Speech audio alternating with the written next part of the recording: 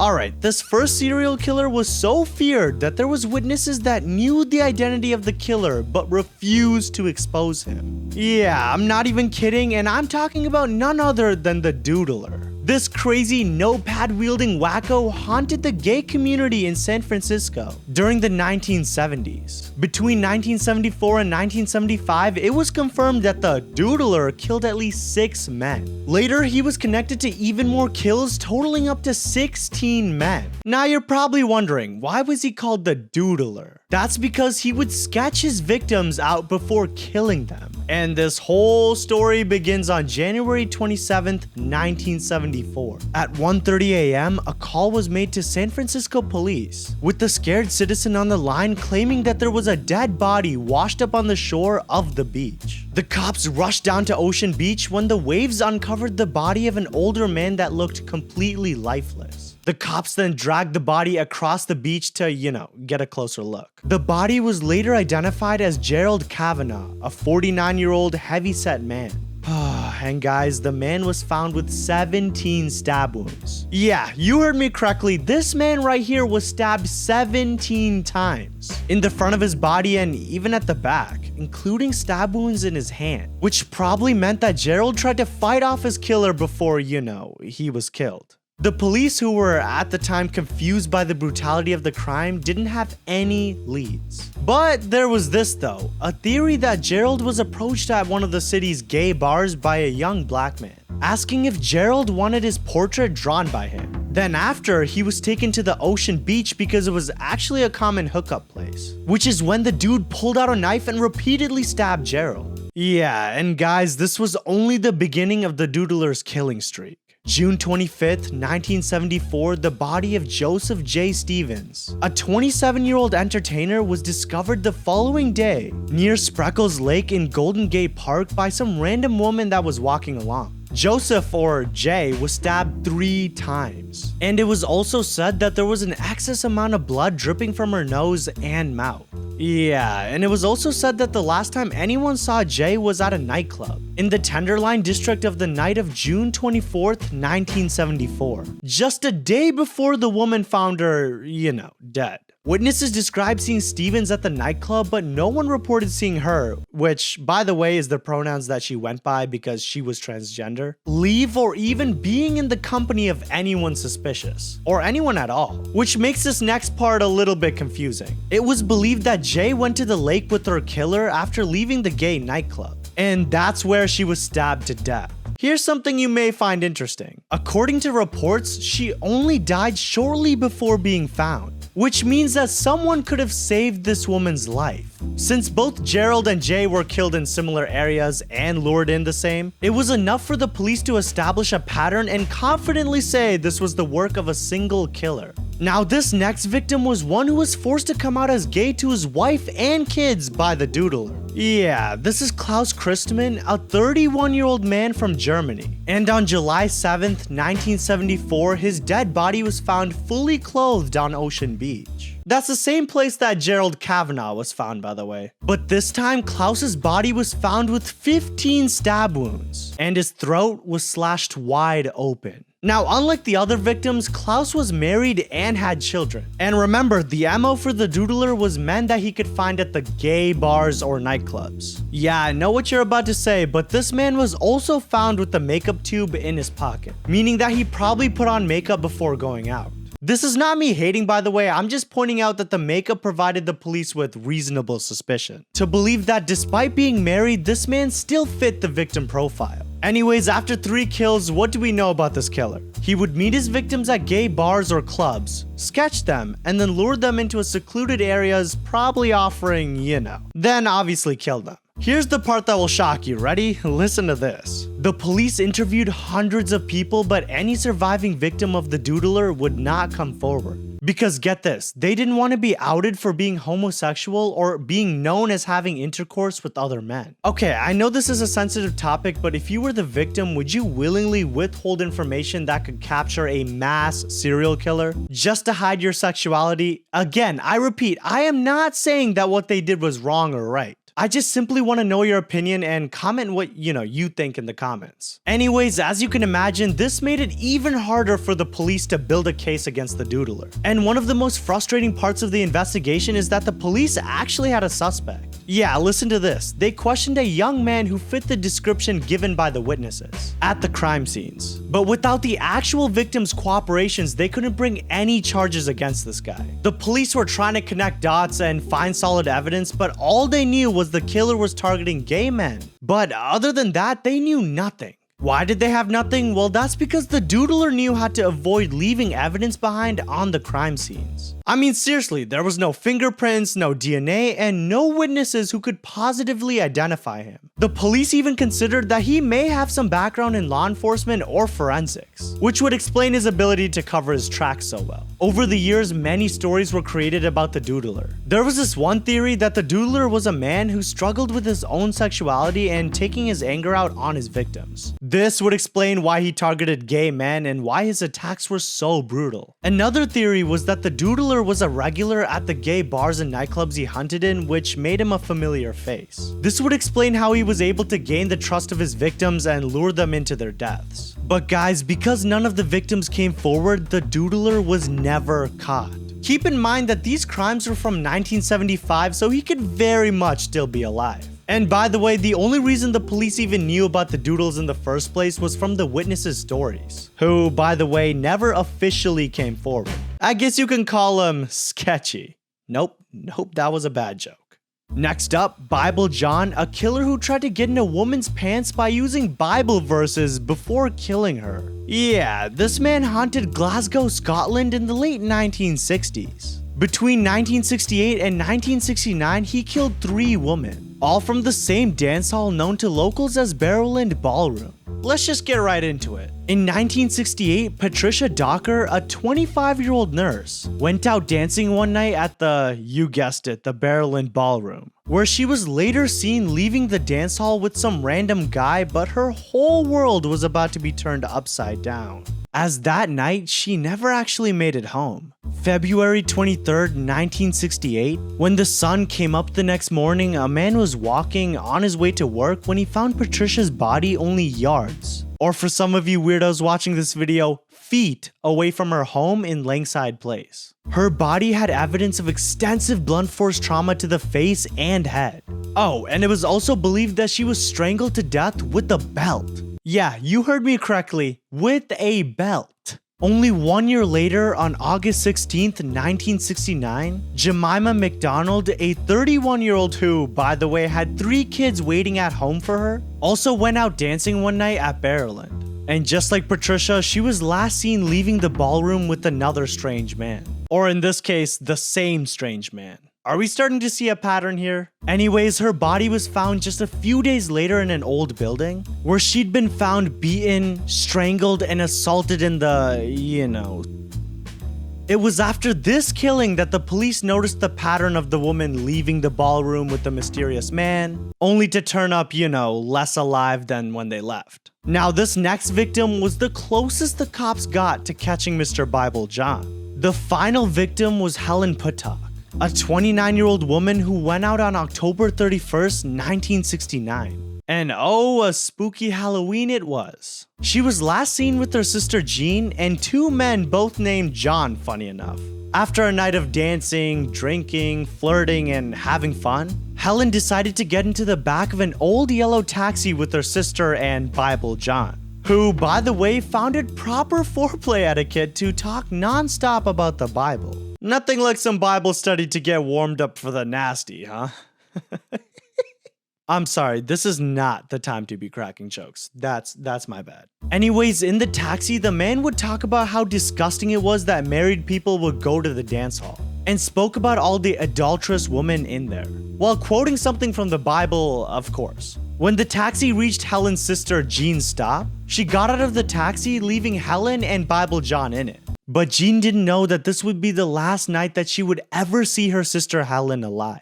And guys, the next morning, Helen's body was found by a man walking his dog. She had, like the others, been assaulted, and strangled as well. Yeah, this guy definitely had a pattern. 3 women all killed after a night dancing, and the killer seemed to know exactly what he was doing because he left no clues behind. The police interviewed hundreds of people, put out a sketch, and even had undercover officers at the Barrowland Ballroom. The sketch was based on Jean's description, showing a tall, slim man with reddish hair, and in Scotland that really narrows things down.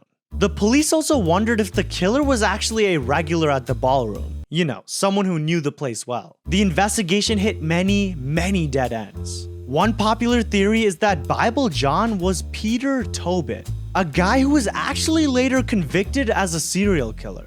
Alright, it wasn't known at the time if Tobin was in Glasgow at the time of the murders. Although he does fit the description pretty well. I mean, look at this. But there's no concrete evidence linking him to the Bible John killings. So it just remains a theory. Meaning that this horn dog spitting Bible quotes before slaughtering innocent women could be watching this very video. Hell, he could even be subscribed. I mean, now that I mention it, you should probably join the 26,000 of us and hit that subscribe button. Now let's talk about the servant girl annihilator who between the years of 1884 and 1885 killed at least 8 people, 5 black women, 2 white women, and a man. Our story begins on December 30th, 1884, when Molly Smith, a young African-American servant, was sleeping in her cabin on the property of her employer when suddenly she was waken up by someone carrying a knife and an axe. She was stabbed multiple times in bed, before she was dragged outside where the assault with the axe continued until she was, dead. The following morning, her employer discovered the gruesome scene. Her head was split open, with bloodstains covering the grass around her dead body. The killer didn't stop there. No, of course not. I mean, do they ever? Over the next year, he claimed the lives of 7 more victims, all attacked in similar fashion. Axe wounds with more blood than you've ever seen in your whole damn life. But guys, get this. The killer would continue to chop up the bodies even after they were already dead. Like, hello? The police, in fact, were so baffled by this case. Despite extensive investigations and numerous arrests, they were still unable to identify the actual killer that night. They even tried to bring in a pair of freaking bloodhounds from Kentucky to track down the murderer. I thought that was kind of a cool side fact. Let's actually break down some of these other murders so you understand the sheer horror the servant girl annihilator inflicted on the city of Austin. After the death of Molly Smith, the next victim was Eliza Shelley, another African-American servant who was killed on May 7th, 1885. Shelley was found in her employer's home. Her head was cracked wide open by a rock, and her body was torn apart just like Smith's body was. I mean, it was clear that this was the same person behind both the murders. As the murderer killed more, he perfected his sick technique.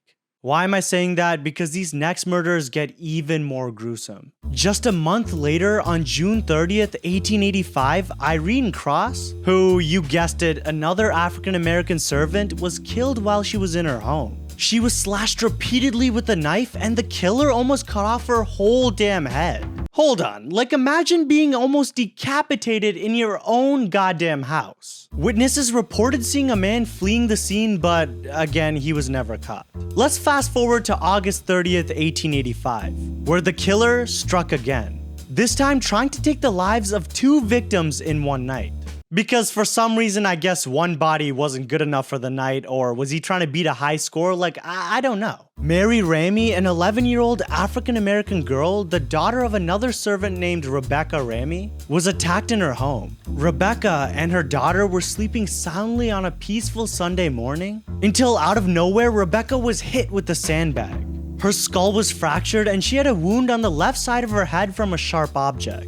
Her daughter was then dragged into a nearby house and assaulted, Her attacker drove an iron pin into both her ears, penetrating her brain. She lived for a short time after the police arrived, bleeding to death in the backyard. And guys, her mother was injured trying to protect her from the killer, but get this though, she actually survived. Yeah, imagine the horror of seeing your own daughter die right in front of you, and then having to live with that memory. Jesus. But I think the servant girl annihilator's next kills were even worse than that.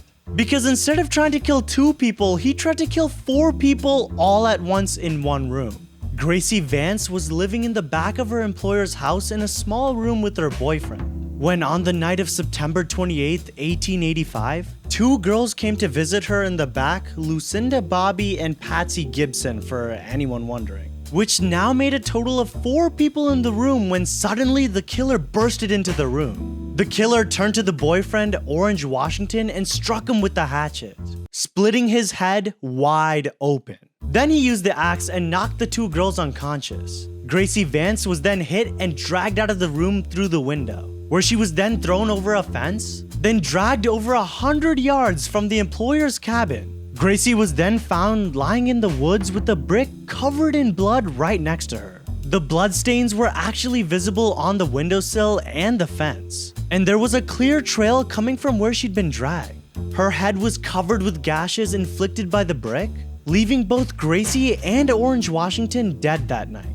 And guys, get this, there was still no real leads for the police. Now, before I tell you how the Servant Girl Annihilator got away with all of these murders, let me tell you about his final victim. Christmas Eve 1885, 2 white women, this time Susanna Hancock and Eula Phillips, were attacked while they were in their homes. Hancock was hit repeatedly with an axe while she slept right in the head, causing obvious skull fractures. But it gets even worse. She was then cut and stabbed so many times that there was so much red stuff all around her, and guys, get this, she survived the attack. But then eventually she kicked the bucket and passed away from the injuries. Now, Eula Phillips was too dragged from her bed, assaulted in the, kind of way, and then killed with an axe. Once again, severe skull fractures, cuts, stabs, and blood was just everywhere. Her body was then dumped in a field near her home. That brings our total kill counter to 8 kills. 5 black women, 2 white women, and obviously 1 man. As you can probably imagine, the city was in a state of panic, with rumors and theories about the killer's identity trending on whatever their equivalent of Twitter was. Or I guess it's called X now. Was it a deranged local, or perhaps an outsider passing through the city? Some even speculated that the killer might be a famous or important person hiding in plain sight. Honestly, that would be pretty insane. I mean, imagine finding out O.J. Simpson was a serial killer.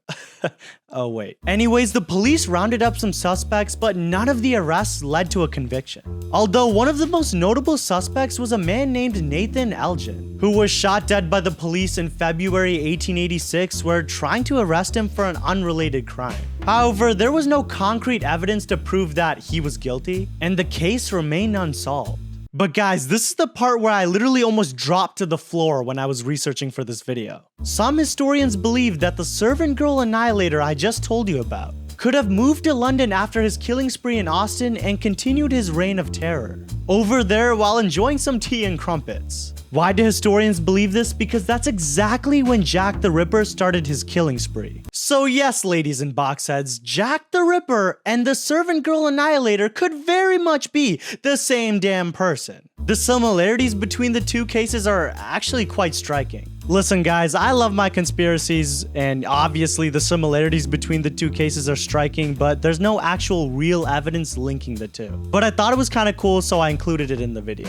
Next up on our list, let's talk about the Alphabet Killer, a name that sounds like it belongs in a seriously messed up version of Sesame Street. But trust me, there's nothing child-friendly about this story. Between 1971 and 1973 in Rochester, New York, 3 young girls were abducted, assaulted in the... Honestly, at this point of the video, do I even have to explain what kind of assault it was? And obviously murdered. But get this, each of their first and last names started with the same letter. Don't believe me? Well, the victims were Carmen Colon, Wanda Wakowitz, and Michelle Maenza. It's like the killer was playing some demented version of Scramble or something. Anyways, let's get into the Alphabet Killer's first kill. 4:20 p.m. on November 16th, 1971, 10-year-old Carmen Colon was seen entering the pharmacy to run some errands for her grandmother. While she was inside, Carmen went to the front counter and spoke to the store owner, who was Jack Corbin, by the way. Jack actually knew Carmen kind of well, but what he told police officers is that Carmen seemed a little bit distracted or kind of tense in the store. After, Jack looked at Carmen and told her that there would be a delay in the filling of her requested prescription. She looked at Jack and started repeatedly saying, "I gotta go, I gotta go, I gotta go," before she turned around and sprinted out the front door. As she left the pharmacy and began walking alongside West Main Street, a strange car, which some witnesses claim has been waiting for her for a while now, suddenly started driving towards her, and it was said that Carmen climbed into the back of the car when it just drove off. That right there was the last time anyone has seen Carmen Colon. Until 5:10 p.m. Carmen was then seen desperately running for her life down Rochester's Interstate 490, with the dark-colored Ford Pinto hatchback pursuing the young girl while the car was driving in reverse. She was waving her hands and pleading out for someone to help, trying to get any of the adults that were on the road to save her. And guys, not a single person stopped to help her. She even tried chasing down the damn cars that was passing by, trying to get at least one of them to stop. But when she looked back, the alphabet killer snatched her up from the side of the street and forced her back into his car. And on November 18th, 1971, 2 days after Carmen Colon's abduction, her body was discovered by two young boys who were out on a bike ride near I-490. She was found face down, unalive, like roadkill. Like, do you mean to tell me that no one stopped to help this little girl when she was running and begging for help? This girl did not have to die if just one person stopped to help her. Gosh. Anyways, the autopsy would reveal that the body was covered in fingernail scratch marks, signs of, you know, and her skull was completely fractured. Are you sick to your stomach yet? Well, it was later determined that she died from being strangled to death. Yeah, they interviewed numerous witnesses and even detained a few suspects, but nothing led to a solid lead. As you would expect, the community was in an absolute uproar. Parents were terrified and children were kept under super close watch. Cops patrolled more than usual, and for a moment, Carmen's murder seemed like an isolated incident. That is, until the next girl disappeared. 5 p.m., April 2nd, 1973, Wanda Walkowicz was running some errands at the time of her disappearance just a few blocks away from her home. She made her way towards the local deli with a short list of groceries from her mom, Joyce. Is this all sounding a little bit familiar? Well, once Wanda bought milk, bread, cigarettes, and diapers from the store, she immediately left the store as she began heading back to her home around 5:15 p.m. At that moment, a large brown car began trailing Wanda as she struggled to carry her groceries. The witness that was recalling this whole scene was actually distracted for a second, and when they looked back, Wanda was gone. Like, she completely vanished and both her and the car were gone. That's when Joyce Walkowicz reported her daughter Wanda missing by 8 p.m. the same night. On April 2nd, nearly 50 detectives searched for Wanda in areas around her home, the store she was last seen at, and areas that she was known to play at after her school. It wouldn't be until around 10:15 a.m. the next day where a police officer would stumble upon the lifeless body of Wanda Walkowicz. Unlike Carmen though, Wanda was found fully dressed, and an autopsy would later indicate that she'd been reclothed after her death. And guys, the position of her body and the location of where it was found led investigators to believe that her body was tossed out of a moving car. It was also found that Wanda was assaulted in the way that you're already thinking. If things couldn't get any worse, she was also strangled to death, just like Carmen. The similarities between the two cases were so significant that no one could ignore it. And the police now knew they were dealing with a serial killer. Just when the community thought that things couldn't get any worse, on November 26th, 1973, at around 3:20 on that day, Michelle Mayenza's classmates saw Michelle crossing the street towards the plaza that was near the school. Why, you may be thinking? Well, that's because just days before, Michelle's mother lost her purse at the shopping plaza. So basically, this little girl was trying to do something nice for her mother. But just 10 minutes after her classmates saw her leave the school, Michelle was snatched up by the alphabet killer. By 3:30 on November 26th, witnesses saw a beige or tan car speeding down on Ackerman Street, for anyone that was curious. One witness actually saw the car almost cause a crash, and another saw a girl crying inside.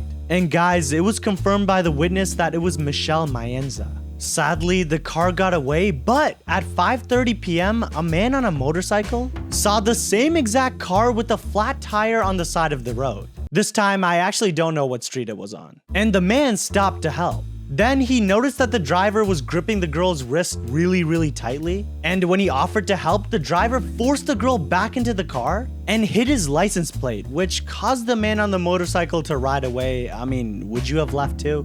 I probably would have. which left the poor girl behind and all alone with him. And at 10:30 a.m. on November 28th, 1973, a volunteer fire chief found the young girl's lifeless body in a ditch on Eddy Road. An autopsy later confirmed it was 11-year-old Michelle Mayenza. She was found with extensive blunt force trauma and signs of assault. Let's take a second here to understand what the people of Rochester were feeling at this time. 3 young girls, all with the first and last names starting with the same letter, abducted, then murdered in similar manner of A. being alone walking home, B. lured into a big brown car, and C. strangled to death, beaten, and killed and left in towns nearby. Yeah, the police response to this was to bring in the FBI profilers, conducted door-to-door interviews, and set up roadblocks everywhere. But the killer remained at large. And like the other cases we talked about today, the lack of forensic technology at the time made this investigation nearly impossible. And guys, don't forget, there was no DNA tests, no surveillance cameras, and no social media to spread awareness of the situation.